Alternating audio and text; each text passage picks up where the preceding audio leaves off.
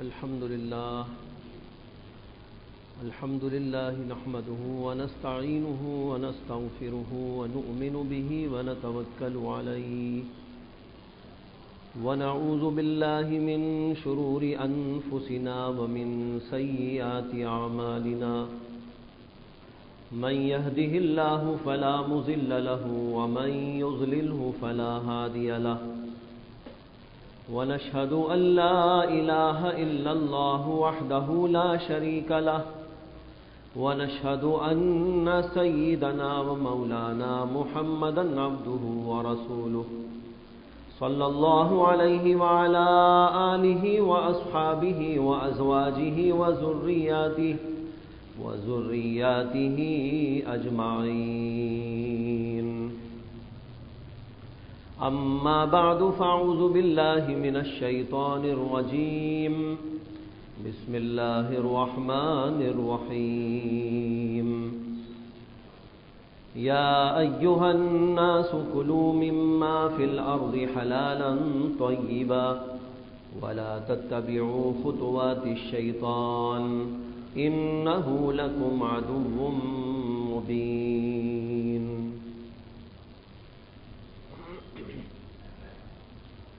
محترم حضرات، بھائیوں، بزرگوں اور دوستوں،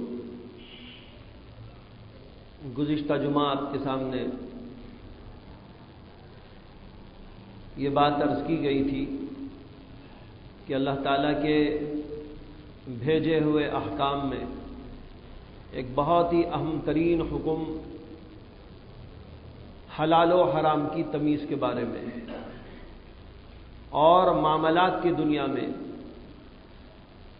صحیح اور غلط کی پہچان اور اس کے اندر امتیاز کرنا ہے، اور اس کے بغیر کوئی شخص نماز، روزہ، حج، زکوٰۃ اور تمام اسلامی عبادات کا کاربند ہو، پابند ہو، تو وہ شخص حقیقی معنی میں اور پورے طور پر مسلمان نہیں. پورے مسلمان ہونے کے لیے اور حقیقی معنی میں مسلمان ہونے کے لیے یہ بھی ضروری ہے کہ جہاں پر وہ دیگر احکامات پر عمل کرے وہیں پر حلال و حرام کی تمیز بھی کرے. یہ عنوان تھا جس کے اوپر گزشتہ بیان کیا گیا تھا. اسی سلسلے میں کچھ باتیں اس وقت بھی آپ کے سامنے پیش کرنا ہے، اور اس کا حاصل اور خلاصہ یہ ہے کہ شریعت اسلامیہ کی روح سے جو چیزیں بالکل حرام ہیں، ناجائز ہیں، وہ تو حرام اور ناجائز ہیں، لیکن بعض چیزیں ایسی بھی ہوتی ہیں کہ آدمی اشتباہ میں پڑ جاتا ہے،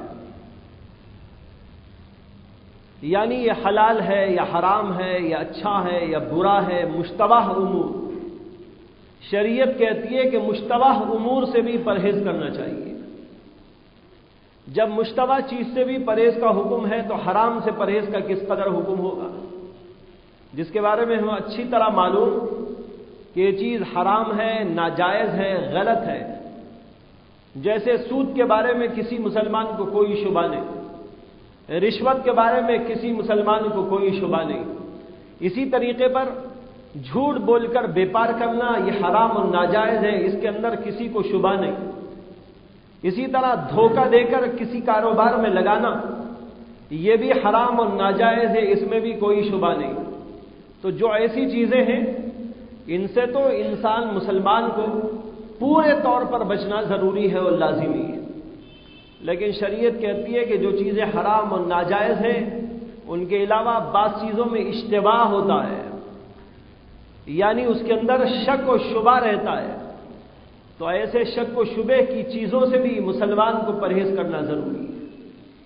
لیکن آج ہم لوگ مشتبہ امور سے تو بہت دور، حرام امور سے بھی پرہیز نہیں کرتے.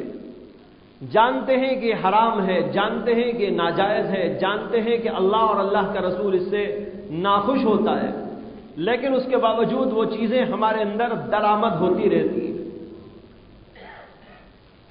ایک بہت عام بات یہ ہے جس میں ہم لوگ بہت غلطیاں کرتے ہیں وہ یہ ہے کہ معاملات کو صاف نہیں رکھتے۔ حکم یہ دیا گیا ہے کہ اپنے معاملات کو صاف اور ستھرا رکھیں، اشتباہ کا کوئی معاملہ، شک و شبے کی کوئی بات پیدا ہونے نہ دے۔ معاملات صاف رکھنے کا مطلب یہ ہے جو بات بھی ہو اس کو وضاحت سے بیان کرے، اس کو صاف اور سیدھی زبان میں لوگوں کے سامنے رکھے، اینچ پینچ والا کوئی معاملہ نہ ہو۔ یہ ہے شریعت مطہرہ کا حکم۔ اور اگر آدمی اینچ پینچ سے معاملہ کرتا ہے اور گول بول سی بات کرتا ہے اور اس کی وجہ سے معاملہ مشتبہ ہو جاتا ہے تو شریعت اس بات کو برداشت نہیں کرتی۔ اس کے لیے میں چند مثالیں آپ کے سامنے رکھتا ہوں جس سے اندازہ ہوگا کہ عام طور پر اس قسم کی چیزوں میں لوگوں سے بڑی غلطی واقع ہوتی رہتی ہے۔ مثال کے طور پر شریعت کا حکم یہ ہے کہ ہر آدمی کی ملکیت الگ ہے، ہر آدمی اپنی چیزوں کا مالک، لیکن عام طور پر ایسا ہوتا ہے کہ لوگ اس کے اندر معاملے کو گنجلک کر دیتے ہیں۔ مثلا ایک گھر میں بھائی یا باپ بیٹے یا کچھ بہن اور کچھ بھائی لوگ رہتے ہیں، کمائی ہو رہی ہے، جو آ رہا ہے کھا رہے ہیں پی رہے ہیں، لیکن کسی کو یہ نہیں معلوم کہ میرا کیا ہے اور تیرا کیا ہے، زید کا کیا ہے، عمر کا کیا ہے، بکر کا کیا ہے، ابا کا کیا ہے، بیٹوں کا کیا ہے، یہ اس بھائی کا کتنا ہے، اس بھائی کا کتنا ہے، اس کے بارے میں کوئی تمیز نہیں ہوتی۔ بس جب تک ہیں ماشاء اللہ خوشی کے ساتھ کھا رہے ہیں، لیکن لڑائی شروع ہوتی ہے تو اسی طرح کی لڑائی بھی شروع ہو جاتی ہے۔ شریعت کا حکم یہ ہے کہ ہر چیز کو صاف اور ستھرا رکھو، ہر ایک کا معاملہ الگ الگ رکھو۔ اس کا کیا ہے؟ یہاں تک کہ شریعت کا حکم یہ ہے کہ اگر میاں بیوی رہ رہے ہیں تو میاں کا کیا اور بیوی کا کیا یہ الگ الگ معلوم ہونا چاہیے۔ لیکن ہوتا یہ ہے کہ میاں صاحب سمجھتے ہیں کہ سب میرا ہی ہے اور بیوی سمجھتی ہے کہ یہاں جو موجود ہو سب میرا ہے۔ اب دونوں کے درمیان میں کوئی تمیز نہیں، میاں کا کیا اور بیوی کا کیا۔ زیور ہے، کس کا ہے زیور؟ لیکن اسے پوچھو تو وہ کہتی ہے کہ میرا، اسے پوچھو تو یہ کہتا ہے کہ میرا۔ ایسے ہی گھر میں فرنیچر موجود اور گھر کی بہت ساری اشیاء موجود، کھانے اور پکانے کا سامان موجود، یہ ساری چیزیں گھروں میں ہوتی ہیں، اور شریعت کا حکم یہ ہے کہ ہر ایک کو الگ الگ کر کے رکھ دیا جائے اور گھر کے افراد کو یہ معلوم ہو کہ اس میں میرا کیا ہے اور فلاں کا کیا ہے۔ حتیٰ کہ اگر کسی کا بچہ ہے تو وہ بچے کو بھی معلوم ہو کہ یہاں گھر کے اندر میرا کیا ہے، اور باپ مقرر کر دے کہ بیٹا یہ چیز تیری ہے۔ المار خریدا بیٹے کے لیے اور اس کو بتا دیا کہ بیٹا یہ المار تیرا ہے، تجھ کو میں نے دے دیا ہے، یا اگر نہیں دیا تو اس کو نہ بتائے کہ یہ تیرا ہے، وہ اپنے ذمے رکھے۔ اسی طرح کوئی بھی چیز ایسی ہے جو بچوں کو دیا تو بچوں کو معلوم ہو، گھر کے افراد کو معلوم ہو، بیوی کو دیا تو بیوی کو معلوم ہو، شوہر کا جتنا وہ شوہر کو معلوم ہو، کوئی بھائی گھر میں رہتا ہو تو اس کو پتا ہو۔ اس طریقے پر تمام چیزوں کے اندر تمیز ہونا چاہیے کہ کس کی کون سی چیز ملکیت میں داخل ہے۔ لیکن آپ غور کر لیجئے کہ ایسا کہاں ہوتا ہے۔ اس سلسلے میں ہمارے بزرگوں میں حضرت مولانا مفتی محمد شفیع صاحب نور اللہ مرقدہ کا واقعہ نقل کیا گیا ہے کہ حضرت نے اپنی جو کچھ چیزیں تھیں وہ ایک کمرے میں رکھی جس میں کہ وہ رہتے تھے۔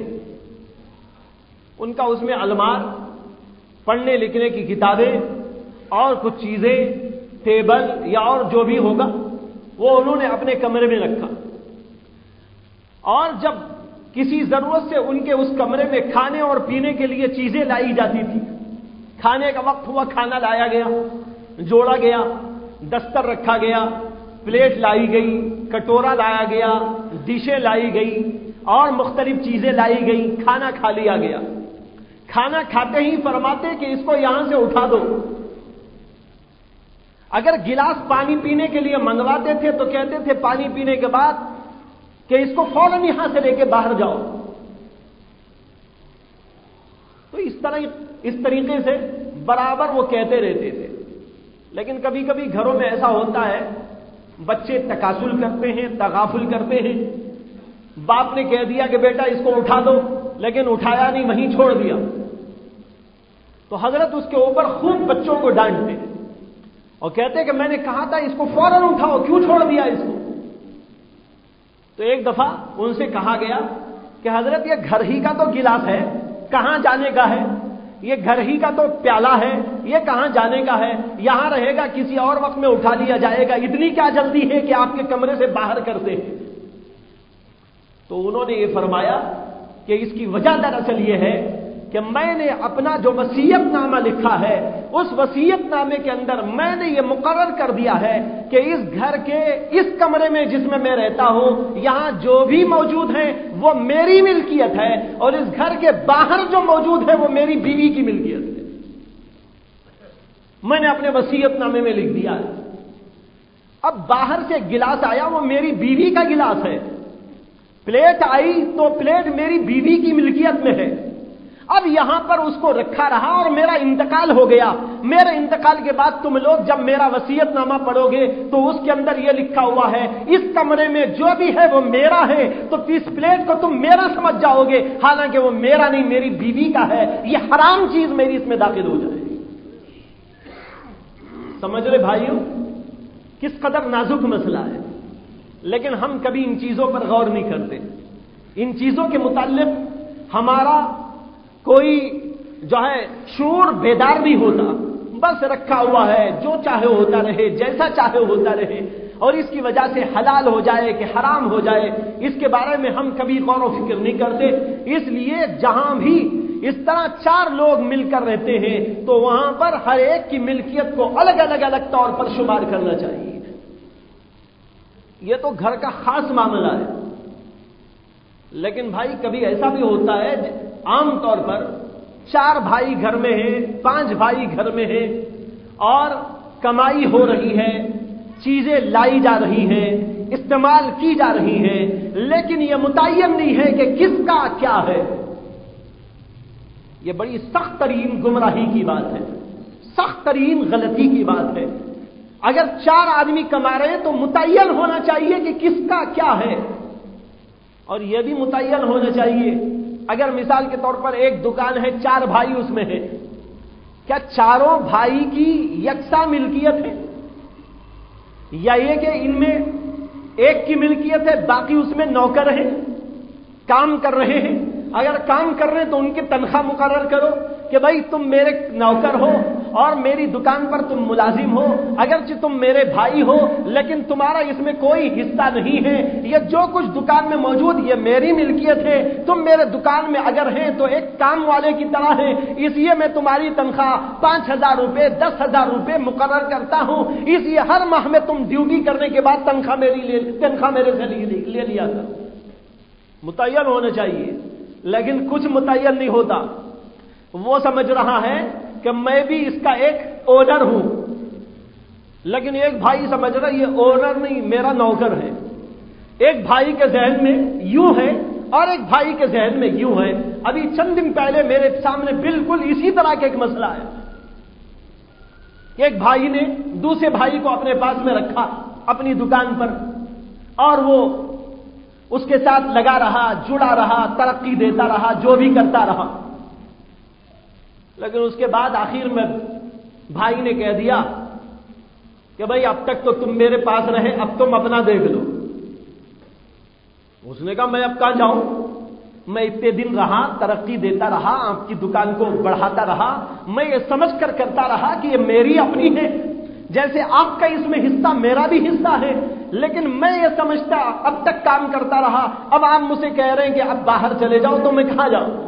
ہمارے پاس آیا تھا بھی مسئلہ، معلوم ہوا کہ اس لیے ہوتا ہے کہ شریعت کی پرواہ کیے بغیر لوگ کام کرتے رہتے، اس لیے شریعت نے مقرر کر دیا ہے کہ معاملے کو صاف کرو، نوکر ہے تو اسے بتاؤ کہ آپ کام کے لیے ہیں، یہ آپ کی تنخواہ ہے، لیکن تنخواہ مقرر نہیں کیا، کام لے رہا ہے۔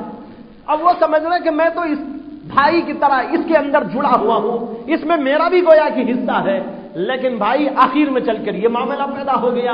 اس وجہ سے شریعت کہتی ہے کہ معاملے کو صاف رکھنا ضروری ہے۔ اسی طرح باپ بیٹے کے مسئلے پیدا ہوتے، باپ نے کمپنی کھولی، بچوں کو بھی اپنے اس کے اندر جوڑ لیا، ایک دکان کھولی، بچے بھی اس کے اندر شریک، پہلا بیٹا، دوسرا بیٹا، تیسرا بیٹا، چوتھا بیٹا، سب اس کے ساتھ میں جڑتے چلے جا رہے ہیں اور ترقی ہو رہی ہے، کمپنی کو ترقی، دکان کو ترقی اور اس کی تجارت کو ترقی، لیکن متعین کچھ نہیں ہے کہ یہ بچے جو کام کر رہے ہیں یہ بچے باپ کے پاس نوکر کی حیثیت سے کام کر رہے ہیں یا یہ کہ ان کا اس کے اندر کوئی حصہ بھی موجود ہے، پارٹنر ہے۔ یا تو مقرر کرو کہ یہ پارٹنر ہے، یا نہیں تو یہ مقرر کرو کہ یہ نوکر ہے۔ پارٹنر کیا، نوکر کیا، الگ الگ مسئلے ہوتے ہیں۔ اگر نوکر ہے تو تنخواہ مقرر کرو کہ اس بیٹے کی اتنی تنخواہ، اس بیٹے کی اتنی تنخواہ، اس بیٹے کی اتنی تنخواہ، یا یہ کہ وہ پارٹنر ہے تو اس کو بتا دو کہ نہیں بھائی جو بھی کمائی ہو رہی ہے اس میں سے اتنے % آپ کا ہے۔ لیکن ہوتا کیا ہے، اب بچے کام کرتے چلے جا رہے ہیں، بہت زمانے کے بعد بچوں کے بھی بچے نکل آئے، اور کبھی ایسا بھی ہوتا ہے کہ بچوں کے بچے بھی نکل آئے۔ اب اس کے بعد مسئلہ کھڑا ہو گیا، اب یہ مسئلہ کھڑا ہوا کہ یہ دکان، یہ تجارت، یہ منڈی، یہ بازار، یہ کمپلیکس، یہ فلاں اور فلاں جو کچھ ہے اس کے اندر بچوں کا کیا، باپ کا کیا، متعین کچھ نہیں۔ اب مفتی صاحب کے پاس میں جا رہے ہیں، اب مفتی صاحب کیا کریں گے اس میں؟ جب خود متعین نہیں کیا مسئلے کو تو متعین کیے بغیر مفتی سے مسئلہ پوچھیں گے تو مفتی کبھی اس کو حل نہیں کر سکے گا، اس لیے کہ مفتی تو مسئلہ بتاتا ہے۔ آپ پارٹنر ہیں تو آپ کا یہ، اور اگر آپ نوکر کی حیثیت سے کام کر رہے تھے تو آپ کا یہ، لیکن یہی متعین نہیں کیا، نہ باپ نے کبھی مقرر کیا، نہ بچوں نے مقرر کیا، نہ بھائیوں نے مقرر کیا کہ ہم کس حیثیت سے اس کے اندر ہیں، تو اس وجہ سے معاملہ پیچیدہ در پیچیدہ ہوتا چلا جاتا ہے اور نتیجہ ہوتا ہے کہ ہمیشہ کے جھگڑے قائم ہو جاتے ہیں۔ اس لیے شریعت کہتی ہے مقرر کرو۔ اب پہلے ہی مقرر کر لیا جائے کہ بھئی آپ مثلا باپ بیٹے سے کہہ دے کہ تم میرے پارٹنر ہو، تمہارا اتنا حصہ ہے اور جتنا حصہ ہے اس کے لحاظ سے تم کو نفع میں اتنا حصہ ملے گا، اتنے % ملے گا، 10%، 20%، 25%، یا جو ہے 50%، 60%، جو بھی طے کر دے۔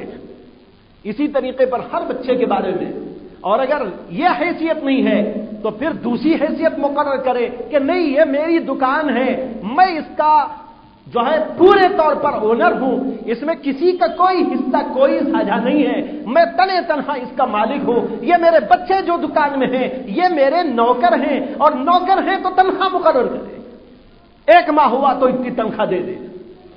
اب متعین ہو گیا، اب بچے اس پر راضی الحمدللہ، اور اگر پہلی صورت پر راضی تو اس پر الحمدللہ، اور اگر کسی پر راضی نہیں تو پھر کوئی اور صورت ہو، جو کچھ بھی ہو شریعت کہتی ہے کہ بات صاف ہونا چاہیے۔ اگر بات صاف نہیں ہوئی تو معاملہ پیچیدہ در پیچیدہ ہوگا اور آخر کار بہت سارے جھگڑے پیدا ہوں گے۔ یہ وہ صورت ہے جو عام طور پر آج ہو رہی ہے۔ یہ میں اس لیے کہہ رہا ہوں کہ میرے پاس ایسے مسائل آتے ہیں حل کرنے کے لیے، لیکن ہم کیسے حل کریں جب نہ بیٹے نے مقرر کیا، نہ باپ نے مقرر کیا کہ ان کی حیثیت کیا ہے؟ تو جب وہاں ہی مقرر نہیں تو پھر مفتی کوئی حل اس کا نہیں نکال سکتا۔ مفتی یہی پوچھے گا کہ حل کرنے کے لیے مجھے بتاؤ کہ تمہارے آپس میں درمیان میں کیا معاملہ ہوا تھا؟ اب معاملہ طے نہیں، بس الل ٹپ یوں ہی ہو رہا ہے، بعد میں جھگڑا ہو رہا ہے، اب بعد میں بیٹھتے ہیں اور صورت کو حل کرنے کی جب کوشش کرتے ہیں تو اس کے اندر اتنی شقیں پیدا ہو چکی ہوتی ہیں کہ ان شقوں کو حل کرتے کرتے کرتے کرتے دم نکل جاتا ہے اور یہاں مسئلہ حل نہیں ہوتا۔ تو اس لیے بھائیوں، ہر مسئلے کو صاف رکھنے کی کوشش، اس کو کہتے ہیں شریعت کے اندر صفائی معاملات، معاملات کو صاف رکھنا، ہر ایک کی بات واضح ہونا چاہیے۔ جب تک وضاحت نہیں ہوتی، جب تک صفائی نہیں ہوتی، معاملہ پیچیدہ رہتا ہے۔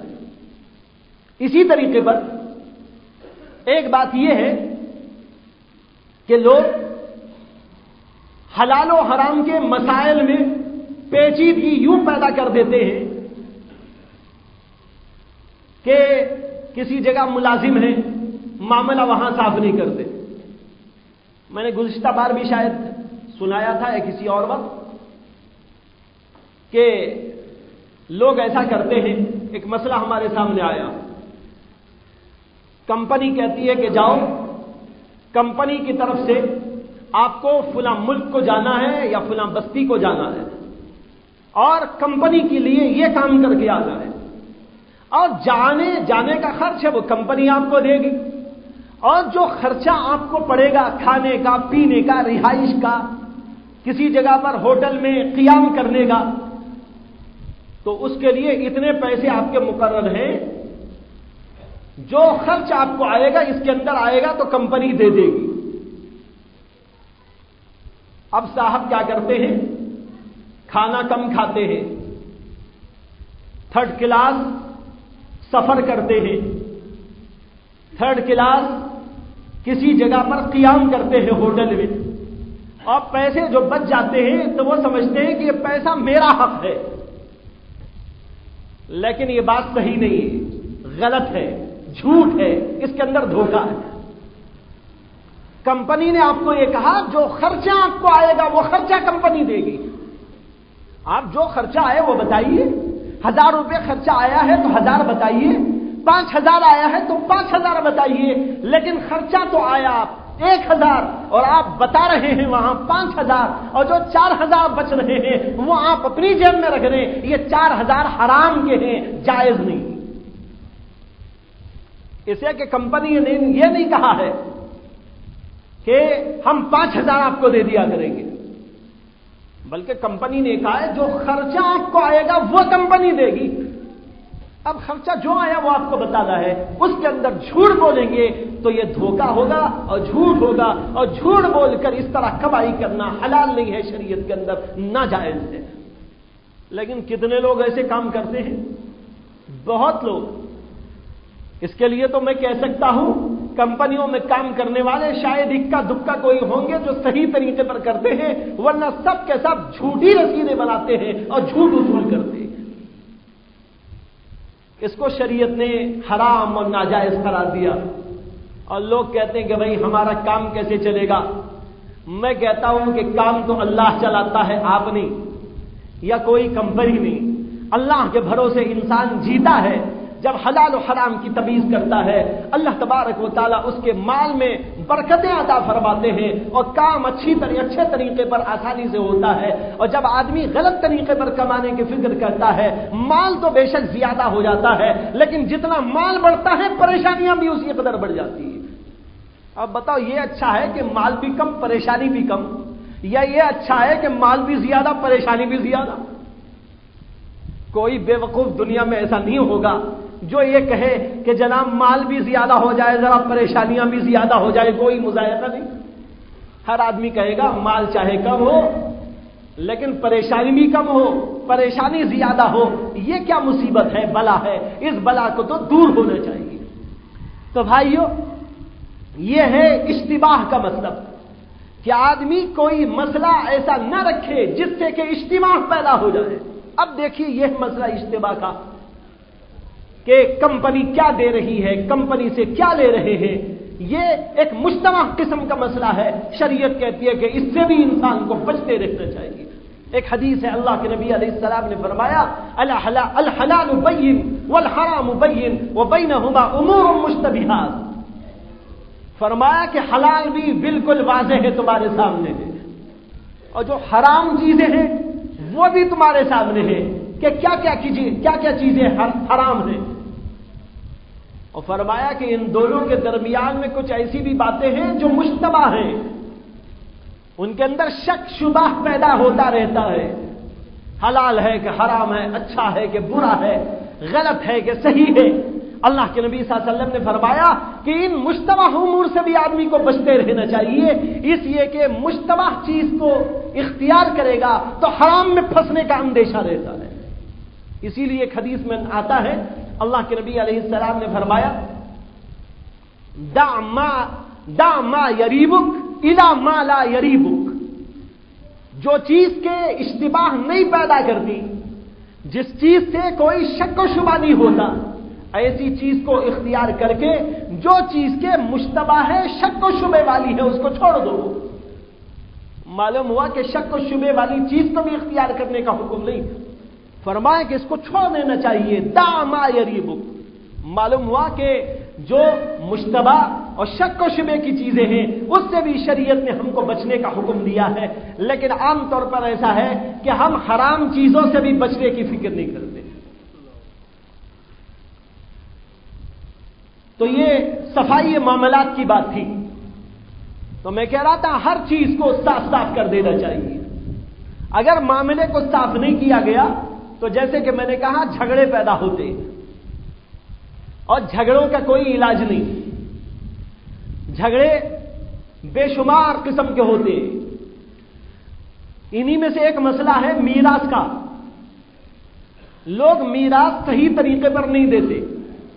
باپ مر گیا، ماں کا انتقال ہو گیا یا کسی اور شخص کا انتقال ہوا، اب اس کے وارثین موجود ہیں، وارثین میں بچے ہیں، وارثین کے اندر بیوی ہے یا بیوی مری ہے تو اس کا شوہر موجود ہے یا اس کے بھائی اور بہن موجود ہیں. اب یہاں پر یہ مسئلہ رہتا ہے کہ یہ چھوڑا ہوا مال کس کو اور کتنا دیا جائے. شریعت مطہرہ نے باقاعدہ ایک نظام اس کے لیے مرتب کیا ہے جس کو کہتے ہیں میراث کا نظام. اللہ نے اس کے احکام بہت واضح طریقے پر بیان کر دیے. قرآن مجید کے اندر بھی ایک سے زائد مقام پر اس کی تصریحات موجود ہیں، اور نبی اکرم صلی اللہ علیہ وسلم کی احادیث کے اندر بھی موجود ہے کہ کس کے لیے کتنا مقرر کیا گیا ہے. اب اس میں کمی بیشی کرنا حرام ہے. کسی کی ایک پائی بھی کم کر دی جائے ناجائز ہے. بیٹے کا جتنا شریعت نے مقرر کر دیا اتنا بیٹے کو ضرور دینا چاہیے. بیٹی کے لیے جتنا مقرر کر دیا اس کو اتنا برابر دینا چاہیے. بہن کے لیے جتنا مقرر کر دیا وہ اس کو برابر دینا چاہیے. بھائی کے لیے جتنا مقرر ہے وہ اس کو برابر پہنچنا چاہیے. اور اس کے لیے مستقل ایک نظام ہے اور اس کے مسائل ہیں کہ کب کسے کتنا ملے گا. اس کو علماء سے معلوم کرنا ضروری ہے. لیکن بہت سارے لوگ تو ان مسائل کو جانتے تو نہیں تو جاننے کی کوشش بھی نہیں کرتے. کم از کم علماء سے پوچھا جائے کہ بھئی فلاں کا انتقال ہوا، اس کے یہ وارث موجود ہیں، ان وارثین کو شریعت کی روشنی میں کتنا حق دیا جائے گا. اگر وہ حق نہیں دیا گیا تو حرام ہے. حدیث میں آتا ہے اللہ کے نبی علیہ السلام نے فرمایا جو کسی کا مال غصب کر لیتا ہے وہی مال قیامت کے دن اس کے لیے اجتھا بنا کے اس کے گردن میں داخل کر دیا جاتا ہے. اور ایک حدیث میں آتا ہے جس نے کسی کی تھوڑی سی زمین بھی غصب کر لی، اللہ تبارک و تعالی اس زمین کا توق بنا کر اس کی گردن میں داخل کر دیں گے. اور ایک حدیث میں اس کے ساتھ یہ بھی فرمایا کہ وہ اس قدر بڑا توق ہوگا کہ اس کو سنبھال نہ سکے گا اور اس کی وجہ سے زمین میں دھسنا شروع ہو جائے گا. اب بہت سارے لوگ ہیں لیکن بھائیوں کا حق نہیں، بہنوں کا حق نہیں دے رہے، یا بڑا بھائی ساروں کا غصب کر کے بیٹھ گیا ہے. ایک بھائی نے سارے بھائیوں کا کھا لیا، یا سارے بھائیوں نے مل کر بہنوں کا کھا لیا، یا ساروں نے مل کر کچھ اور لوگوں کا کھا لیا. اب وہ بیچارے تڑپ رہے ہیں، بہنیں تڑپ رہی ہیں کہ ہمارے باپ کی ملکیت میں ہمارا بھی حق موجود تھا لیکن ہم کو نہیں دیا جا رہا ہے. اب کورٹوں میں، کچہریوں میں पुलिस वालों के पास मुख्तलिफ जगह पर चक्कर काटे जा रहे हैं और अपनी इज्जत को भी पामाल किया जा रहा है और उसी के साथ शरीयत को भी पामाल किया जा रहा है। भाइयों, ये बिल्कुल जायज नहीं कि किसी के मरने के बाद उसकी मिल्कियत में जो चीजें मौजूद थी वो उसके वारिसीन में तकसीम न किया जाए, बल्कि फौरन तकसीम करना जरूरी है। अगर उसमें ताखीर की जाती है तो गुनाह होता है, फौरन तकसीम कर दिया जाए। और जब तक तकसीम ना हो, किसी एक आदमी को भी उसके अंदर से इजाजत नहीं है कि कोई चीज खर्च करे, इस्तेमाल में लाए। मसलन बाप का इंतकाल हुआ, 4 बेटे 4 बेटियां हैं, एक भाई उसमें, एक बेटा उसमें से कुछ इस्तेमाल करना शुरू कर दे, हत्ता कि सदका करना भी हराम है। अपना जाती इस्तेमाल तो अलग बात, मसला सुन लीजिए कि अगर किसी का इंतकाल हुआ तो उसकी प्रॉपर्टी में से, उसकी छोड़ी हुई चीजों में से, उसके माल में से कोई चीज सदका व खैरात करें तो वह भी हराम और नाजायज है। जब तक तकसीम नहीं हो जाती उस वक्त तक कुछ नहीं किया जा सकता। मसे एक भाई ने बड़े शौक में आकर, भाई हमारे अब्बा जान के लिए ही सारे सवाब हो, इसलिए मैं इसके अंदर से उठाकर अब्बा जान के लिए सदका कर देता हूं, मस्जिद को दे देता हूं, मदरसे को दे देता हूं। मस्जिद को दे दिया, मदरसे को दे दिया, तो मस्जिद और मदरसे को यह देना हराम है, नाजायज है। सुन लो मसला अच्छी तरह। अब जब मस्जिद और मदरसे को नहीं दे सकते, अपनी जाती इस्तेमाल में लाए तो कैसे जायज हो सकता है? इसलिए इंतकाल हो जाए किसी का तो उसकी प्रॉपर्टी सबसे पहले नंबर पर तकसीम करना जरूरी है, और जब तक तकसीम ना हो उसे हाथ नहीं लगा सकते। एक बुजुर्ग का किस्सा लिखा है कि वो एक साहब की नज़ा की हालत थी, उस वक्त उनके पास पहुंचे, मरने वाले थे वो, वहां पर गए, उनके लिए दुआ दी और फिर उसके बाद कुछ देर ऐसे ही बैठे रहे। एक चिराग सामने चल रहा था, पुराने जमाने का वाकया है जबकि चिरागों का सिलसिला था। अब तो लाइटों का, बल्बों का और मुख्तलिफ किस्म की नई नई चीजों का दौर है। पुराने जमाने में चिराग जलते थे, चिराग जल रहा था और सामने वो साहब लेटे हुए परेशानी के आलम में थे। उसी परेशानी के आलम में लोग बैठे हुए हैं कि उन साहब का इंतकाल हो गया। जो ही उनकी रूह कब्ज हुई तो ये जाने वाले बुजुर्ग जो बैठे हुए थे उन्होंने चिराग फौरन बुझा दिया। लोगों ने कहा ये अजीब आदमी है, अब तो चिराग और जलाना चाहिए, बुझा क्यों रहे? ये बुझाने का मौका नहीं। लोगों ने उनको टोका और कहने लगे अरे अंधेरा छा गया, आपने चिराग क्यों गुल कर दिया? उन्होंने कहा यह चिराग इस मरने वाले की मिल्कियत में है, अब जब यह मर गया तो इसका इस्तेमाल इसके वारिसीन की इजाजत के बगैर हराम है। वो चिराग हम अब नहीं जला सकते। अब सारे वारिसीन मिले और वो सब के सब अपनी, उनका हो गया वो, अब उनकी इजाजत के साथ तो जल सकता है, इनकी इजाजत के बगैर नहीं जल सकता। एक आदमी उसके अंदर कोई तसर्रुफ करे हलाल नहीं, जायज नहीं। हां, सारे के सारे मिले और सब मिलकर कहें कि हमारे अब्बा जी के लिए हम मस्जिद को दे देंगे। हां ठीक है, वो तुम्हारा हो गया, अब तुम सब मिलकर दे दो तो अलग बात है, लेकिन एक आदमी उठाए और बगैर दूसरों की इजाजत के दे दे, ये जायज नहीं, जिसको अभी मैंने आपके सामने अर्ज किया। हां, सारे मिले और उसमें और एक शर्त भी है, वो ये कि वारिसीन जितने मौजूद वो सारे के सारे वारिसीन अगर बालिग हो तब उनकी बात मोतबर है। अगर उनमें कोई नाबालिग बच्चा है तो उसकी बात पर कोई हुक्म नहीं चल सकता।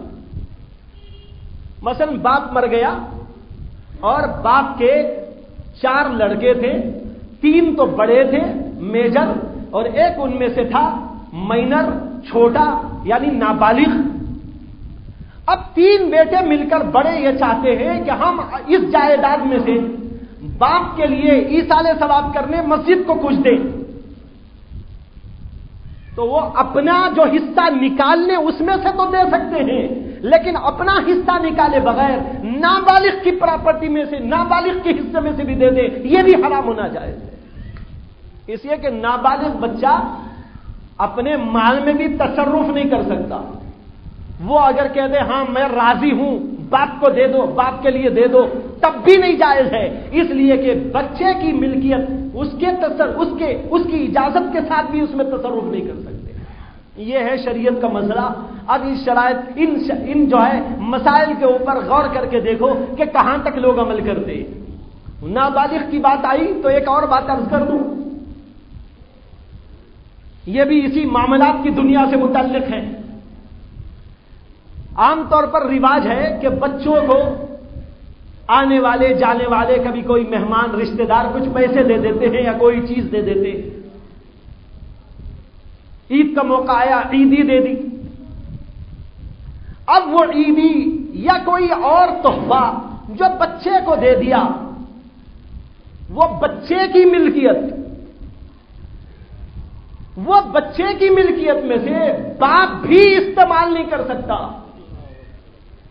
ماں بھی استعمال نہیں کر سکتی۔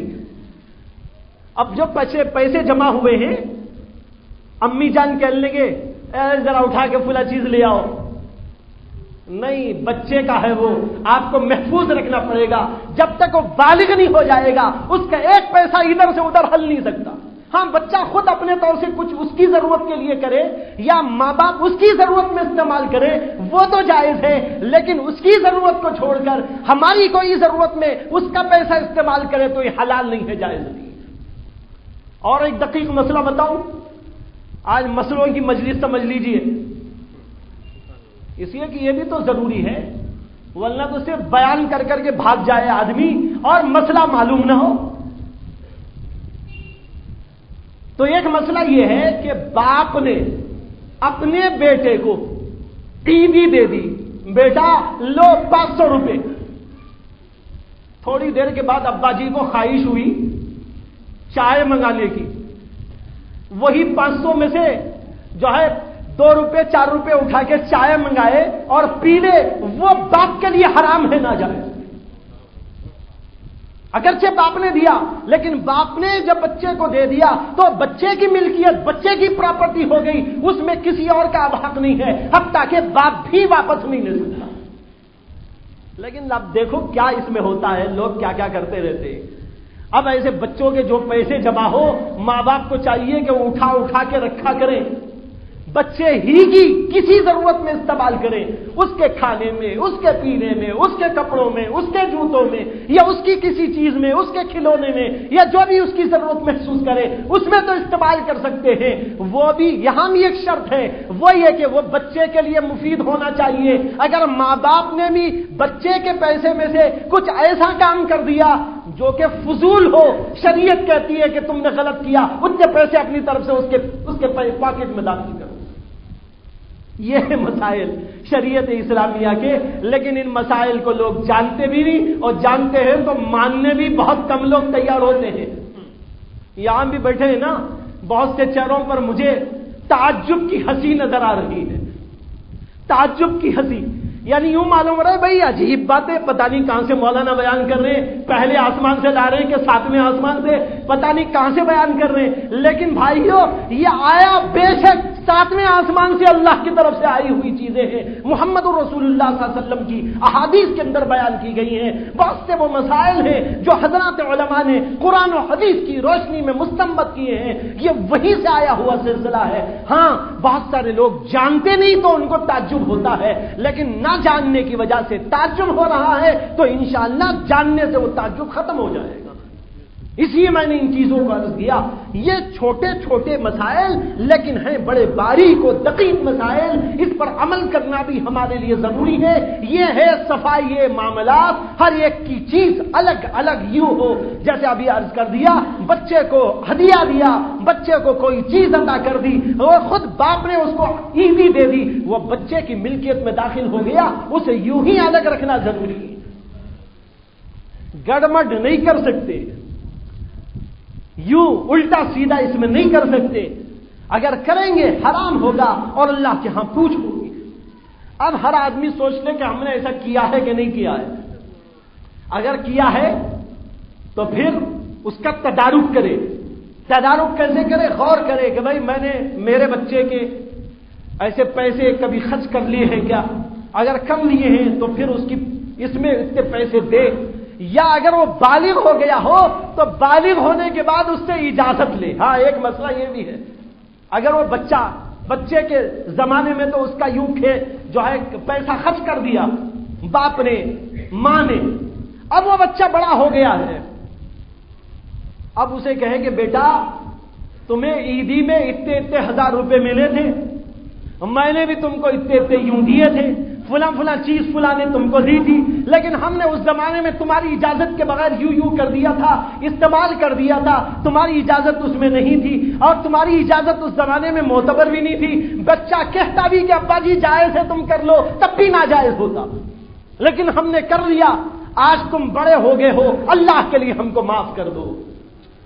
اب بڑے ہونے کے بعد معافی مانگنا پڑے گا. اگر معافی مانگے بغیر بچہ چلا گیا یا ابا چلے گئے تو جہنم میں جانا پڑے گا. بھائیو یہ ہے شریعت کے مسائل، ان کی رعایت کیجئے، ان کا حق ادا کیجئے. یہ صفائی معاملات کے متعلق چند باتیں میں نے عرض کی. اس کے بعد ایک ضروری گزارش اور ضروری مسئلہ، اس سے ہٹ کر کچھ حالات کے تقاضے سے عرض کرنا ہے. یہ ٹاپک جس کو میں نے شروع کیا ہے اس کی کچھ تفصیلات انشاءاللہ پھر بھی آئیں گی معاملات کی دنیا کے متعلق،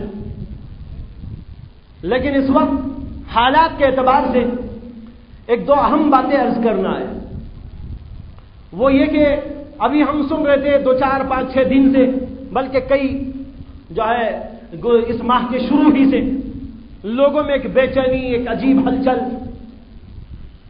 کہ کورٹ کا فیصلہ ہونے والا ہے بابری مسجد کی ملکیت کے متعلق کہ یہ کس کی ہے، مسلمانوں کی ہے یا غیروں کی ہے، اس کے بارے میں فیصلہ ہونے والا ہے. وہ فیصلہ آج ہونے والا تھا، لیکن پھر کل اطلاع ملی کہ وہ فیصلہ اور 4 دن کے لیے مؤخر ہو کر 28 تاریخ کو ہونے جا رہا ہے.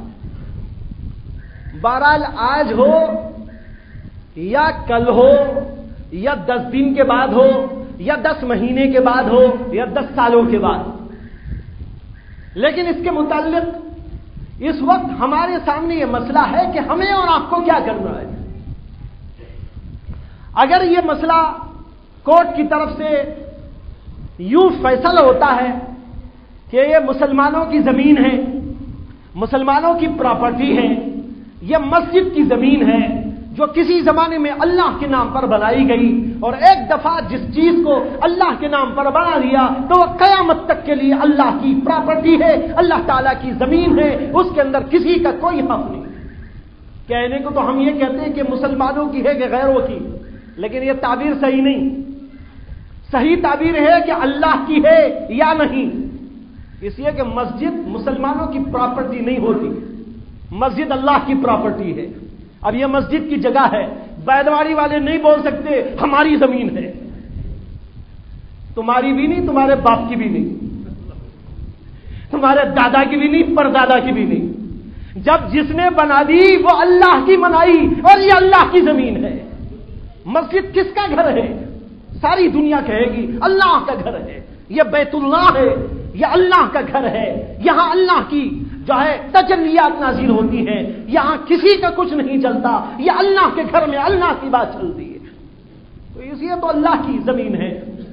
بہرحال کہنے کو تو یوں کہہ دیتے بھائی مسلمانوں کی ہے یا غیروں کی ہے، یہ کہنے کو ہے، لیکن حقیقت میں یوں ہے یہ اللہ کی ہے یا نہیں ہے. اور جب مسجد کسی جگہ بنا دی جاتی ہے تو مسلمانوں کے عقیدے کے مطابق قیامت تک کے لیے وہ مسجد ہے، اس کے اندر کسی چیز کی کوئی گنجائش نہیں. حتیٰ کہ اس میں مدرسہ بھی نہیں بنا سکتے آپ. مدرسہ چلا سکتے ہیں لیکن مدرسہ مسجد کو بنا نہیں سکتے، دونوں کے درمیان میں فرق ہے. مثلا مسجد ہے، اس مسجد کو آپ مدرسہ بنا دیں حرام ہے، جائز نہیں.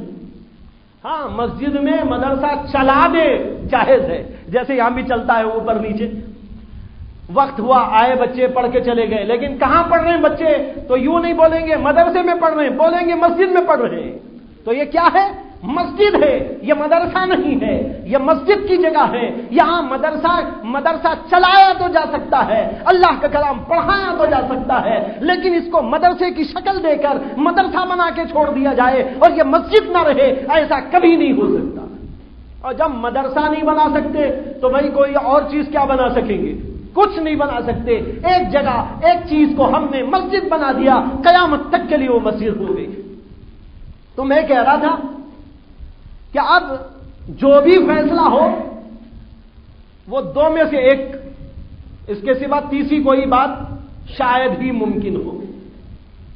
یا تو یوں فیصلہ ہوگا کہ یہ بھائی مسلمانوں کی ہے، اللہ کی ہے، یہ مسجد کی جگہ ہے، امید ہے کہ انشاءاللہ یہی حق کا فیصلہ اللہ ان کی زبانوں سے کرائے گا، اس لیے کہ اب تک کے جو ایویڈنس ملے ہیں اور اس سلسلے میں جو کچھ کی تحقیق ہوئی ہے اس نے اب تک یہی بات لوگوں کے سامنے ظاہر کی، اور خود ان لوگوں کے سامنے بھی الحمدللہ کھلے جو ہے یہ سورج کی طرح، دن کے سورج کی طرح اشکرا ہو گیا ہے کہ یہ مسجد کی جگہ ہے، اس میں کسی کا کوئی حق نہیں۔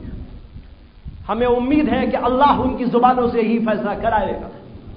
اگر یہ فیصلہ ہوا تو ہمیں اور آپ کو کیا کرنا ہے؟ ہمیں اللہ کا شکر ادا کرنا ہے کہ اللہ حق کا فیصلہ ہوا اور ہماری فتح ہو گئی۔ اے اللہ، اس فتح میں ہمارا کوئی ہاتھ نہیں، تیرا رحم ہے، تیرا کرم ہے، ہم تیرا شکر ادا کرتے ہیں، ورنہ ہم نے کیا کیا ہے؟ حضرات صحابہ نے بہت کچھ کیا، حضرات ائمہ نے بہت کچھ کیا، پہلے زمانے کے مسلمانوں نے بہت کچھ کیا، بڑی قربانیاں انہوں نے دی، لیکن آج تو ہم تماشائی بنے ہوئے ہیں، حالات بھی کچھ ایسے ہیں کہ ہم کچھ نہیں کر پا رہے ہیں۔ اے اللہ ہم نہتے ہیں، اے اللہ ہم بے بس ہیں، اے اللہ ہم محتاج ہیں، اے اللہ ہمارے اندر کوئی طاقت نہیں۔ جو کچھ یہ حق کا فیصلہ ہوا تیری جانب سے ہوا، تیرا رحم ہوا، تیرا کرم ہوا، تیرا فضل ہوا، تیرا احسان ہوا، اس لیے سب مسلمان شکرانہ ادا کریں گے۔ ایک صورت تو یہ ہے، بس اللہ کا شکر، نماز اور جو ہے دینی عبادات اور مختلف انداز سے اللہ تعالیٰ کے شکرانے کی شکلیں پیدا کرنا تاکہ اللہ تعالیٰ خوش ہو جائے، یہ ہمارے لیے ضروری ہے۔ لیکن اگر بالفرض خدا نہ کرے فیصلہ کوئی غلط ہو گیا اور دوسرا ہو گیا، تب ہم مسلمانوں کو کیا کرنا ہے؟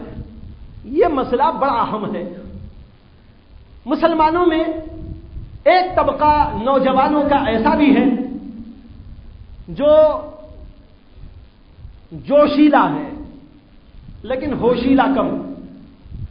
اس جوش کے نتیجے میں کوئی واقعہ ہو جاتا ہے تو وہ واقعہ بھڑکاؤ کا ذریعہ، اشتعال انگیزی کا سبب بن کر بڑے بڑے مسائل پیدا کرتا ہے۔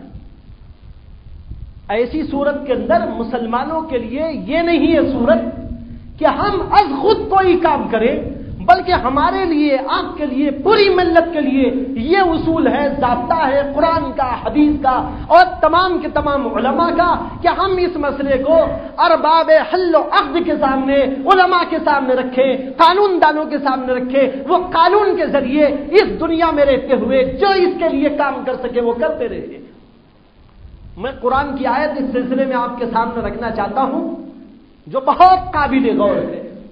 اللہ تعالیٰ نے کہا وَإِذَا جَاءَهُمْ أَمْرٌ مِّنَ الْأَمْنِ أَوِ الْخَوْفِ أَذَاعُوا بِهِ وَلَوْ رَدُّوهُ إِلَى الرَّسُولِ وَإِلَى أُولِي الْأَمْرِ مِنْهُمْ لَعَلِمَهُ الَّذِينَ يَسْتَنبِطُونَهُ مِنْهُمْ۔ یہ آیت بڑی قابل غور آیت ہے۔ اس آیت کا ترجمہ سن لیجئے پہلے۔ اللہ تعالیٰ کہتے ہیں جب ان لوگوں کے پاس، یعنی نام کے مسلمانوں کے پاس، مراد ہے منافقین، کہتے ہیں وَإِذَا جَاءَهُمْ أَمْرٌ مِّنَ الْأَمْنِ أَوِ الْخَوْفِ أَذَاعُوا بِهِ، منافقین کے سامنے جب کوئی خوف و دہشت کی بات آتی ہے یا کوئی امن و سلامتی کا پیغام آتا ہے، أَذَاعُوا بِهِ، تو اس کو پھیلانا شروع کر دیتے ہیں، میسج بھیج رہے ہیں۔ أَذَاعُوا بِهِ، أَذَاعُوا بِهِ کی تفسیر میں اگر یوں کہیں میسج بھیجتے ہیں تو بھی صحیح ہے آج، تو کہتے أَذَاعُوا بِهِ، تو اس کو پھیلاتے رہتے ہیں۔ اللہ نے یہاں پر دو باتوں کا ذکر کیا، وَإِذَا جَاءَهُمْ أَمْرٌ مِّنَ الْخَوْفِ امر من الامن او الخوف، امن کی بات آتی ہے تب، اور اگر خوف اور دہشت کی کوئی بات آتی ہے تب، دونوں صورتوں میں یہ منافقین کا طریقہ ہے کہ اس کو پھیلانا شروع کر دیتے ہیں۔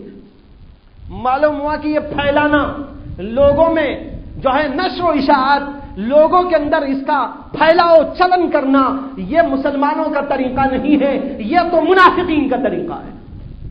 اگر کوئی اچھی خبر آئے، اللہ کہتے ہیں اس کو بھی نہیں پھیلانا ہے۔ کیوں؟ اچھی خبر پھیلانے میں کیا مضائقہ؟ مثلا بھائی مسلمانوں کی فتح ہو گئی، اب پھیلا رہے ہیں۔ اس میں یہ ہے بات کہ جب یوں پھیلانے لگتے ہیں تو مسلمان عام طور پر بے خبری کی زندگی میں مبتلا ہو جاتے ہیں۔ بھائی ہم تو فتح یافتہ ہیں، اب سوتے رہو، بس کچھ کرنے کی ضرورت نہیں۔ اللہ نے کہا یہ پھیلانا بھی نہیں چاہیے، اچھی خبر ہو تب بھی نہ پھیلاؤ۔ اور خوف کی، دہشت کی کوئی خبر ہے کہ بھی مسلمانوں کو یوں ہو گیا، ناکامی ہو گئی، یہ بھی نہیں پھیلانا چاہیے۔ کیوں نہیں پھیلانا چاہیے؟ اس لیے نہیں پھیلانا چاہیے کہ اس کے پھیلانے سے مسلمانوں کے دل میں خوف و دہشت زیادہ بڑھ جاتی ہے۔ اللہ نے کہا دونوں صورتیں منافقین کا طریقہ ہے، یہ اچھی خبر پھیلانا، بری خبر پھیلانا۔ پھر کرنا کیا ہے؟ اب دیکھو وہ ہے وہ صورت آگے۔ اللہ نے کہا کہ وَلَوْ رَدُّوهُ إِلَى الرَّسُولِ، اگر کوئی خبر اچھی یا بری آئے اور یہ لوگ اس خبر کو رسول اللہ کی طرف لے جائیں، اے اللہ کے رسول ایسی خبر آ رہی ہے،